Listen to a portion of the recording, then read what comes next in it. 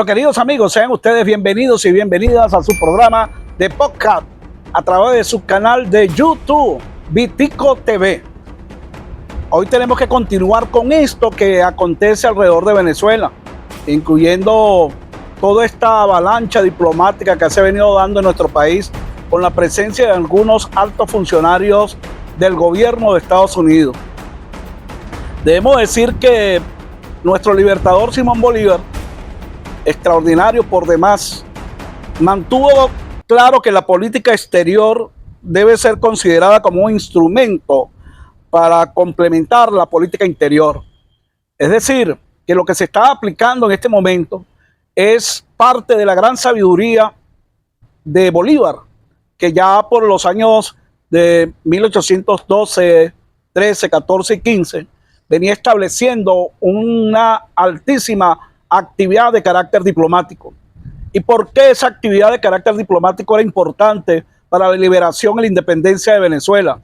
¿Por qué la visión que tuvo Simón Bolívar, no solamente en cuanto a la lucha interna, es decir, a toda la estrategia que desarrolló para liberar a Venezuela, la establecía desde aquí, asumiendo que internacionalmente era importante mantener una relación a través de la llamada política exterior?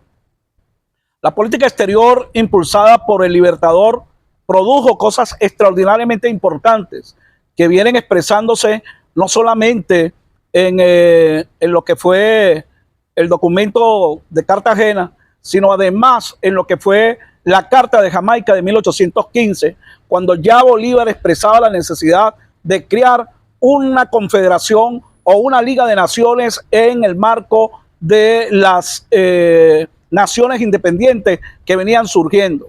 La Confederación de Naciones que Bolívar planteaba estaba basada fundamentalmente en la idea de constituir toda una fuerza de los países latinoamericanos o de los países americanos que venían obteniendo su independencia para poder frenar fundamentalmente a la acción, digamos, agresiva que tenían los Estados Unidos, planteando de que el territorio de Sudamérica les pertenecía. Bolívar impulsó una cantidad de acciones. Ya en 1822 hablaba de considerar como invitar a Perú, México, Colombia y Buenos Aires a formar una confederación en el ámbito de América. 1822. Esto produjo que Monroe lanzara la llamada Doctrina Monroe en 1823. Por eso decíamos en una oportunidad que la Doctrina Monroe no surgió con el propósito de frenar la acción de los países europeos. Era fundamentalmente el quitarle protagonismo a Bolívar y evitar que América pudiera estar constituido por una confederación de naciones soberanas e independientes. Bolívar ya lo planteaba en 1815 y luego en 1822 ya lo impulsó a través de esa invitación que produjo entonces la llamada Reunión para la Confederación de los Países Latinoamericanos, formada por México, Colombia, Perú y Buenos Aires. Si bien es cierto, esa reunión fue inicialmente preliminar, produjo la firma de convenio entre México y Colombia, entre Perú y Colombia. ¿Por qué? Porque Bolívar estaba absolutamente claro en la necesidad de construir una fuerza de los países latinoamericanos, de los países suramericanos, para enfrentar la acción que venía desarrollando Estados Unidos. Estados Unidos desde el primer momento fue enemigo de Venezuela, solapadamente. Estados Unidos había inventado una tesis de la llamada diplomacia secreta, lo que le permitía tener relaciones, digamos por debajo de cuerda, relaciones, desconocidas con todos los países que ellos quisieran, para pretender de alguna manera manipular la acción política internacional en el ámbito de América del Sur. Era tanto esto que podemos recordar que en 1817 las fuerzas de la independencia venezolana, las fuerzas del ejército bolivariano, del ejército libertador, capturaron en la desembocadura del río Orinoco a dos fragatas norteamericanas, la Libertad y la otra Liberty, que tenían como objetivo transportar armas para favorecer al imperio español en contra de Venezuela. En 1817, el embajador de Estados Unidos, que no era embajador de manera oficial, sino era más bien un espía de Estados Unidos en este territorio, Irving, produjo una suerte de controversia con el libertador Simón Bolívar para procurar la libertad o que el gobierno bolivariano dejara en libertad estas dos fragatas que poseían armas en contra del ejército independentista venezolano. ¿Qué significa esto? Que Estados Unidos ha tenido una conducta plenamente antivenezolana durante toda esta época. Luego, cuando se produjo la convocatoria para el Congreso Anfictiónico de Panamá, los Estados Unidos se dedicaron a sabotear ese Congreso. Pero además de sabotear el Congreso Anfictiónico, Estados Unidos tuvo como base central la utilización de un funcionario norteamericano aquí en América. ¿Usted sabe quién era ese? Santander. Santander, que siempre fue una persona que caminó, que se movilizó, que se movió, que pensó y desarrolló ideas siempre en el marco de la relación con Estados Unidos. Santander, un traidor que no fue traidor simple y llanamente porque era algo de la providencia, sino que él formaba parte de una clase social que se enfrentaba a Bolívar porque constituía la minoría y que Bolívar estaba planteando tres cosas básicas. Uno, la libertad de los esclavos, cosa que de alguna manera perjudicaba a Santander y a los grupos poderosos de Venezuela en la época. Segundo, la necesidad de que Venezuela pasara a constituir un instrumento que impulsara la unidad de todos los países que estaban obteniendo la soberanía y la independencia para constituir una fuerza que enfrentara a los Estados Unidos en su afán de cogerse todo el territorio latinoamericano.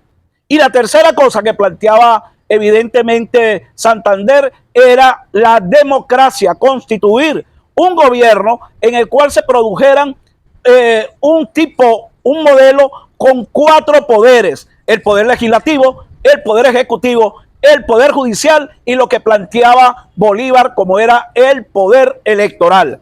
A eso le agregó Bolívar la visión de construir el poder moral.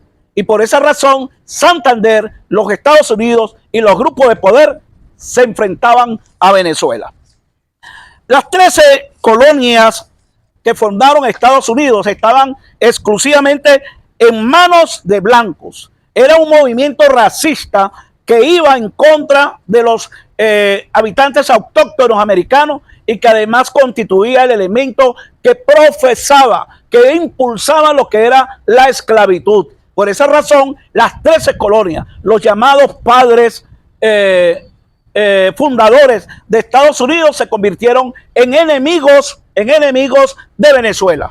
Por esta razón, hay que decirlo con claridad, Estados Unidos no le dio, por ejemplo, el apoyo que solicitó Francisco de Miranda en 1806 para apoyar, digamos, la libertad de Venezuela, simplemente porque los padres fundadores constituían una fuerza que se negaba a ayudar a Venezuela porque era una fuerza que estaba en contra de la esclavitud y que además constituía un peligro para los intereses de Estados Unidos. Todo esto que estamos viendo luego se va a expresar en momentos más recientes, cuando en 1898 los Estados Unidos conspiraron con Inglaterra para quitarle la Guayana Esequiba a Venezuela. Hay que recordar que los Estados Unidos se presentaron supuestamente como la fuerza neutral que iba a representar a Venezuela en las reuniones en Inglaterra donde se iba a discutir el tratado de la Guayana Esequiba, junto con un juez que obtuvieron, un juez de nacionalidad rusa que era propenso a la política inglesa, y los Estados Unidos conspirando contra Venezuela, porque los ingleses decían que ellos no se sentaban en una mesa con los bárbaros y por lo consiguiente tenían que tener a alguien neutral que representara los intereses de Venezuela, y eso eran los Estados Unidos, que estaban a favor de Inglaterra, conspiraron contra Venezuela para quitarnos en 1898 la Guayana Esequiba.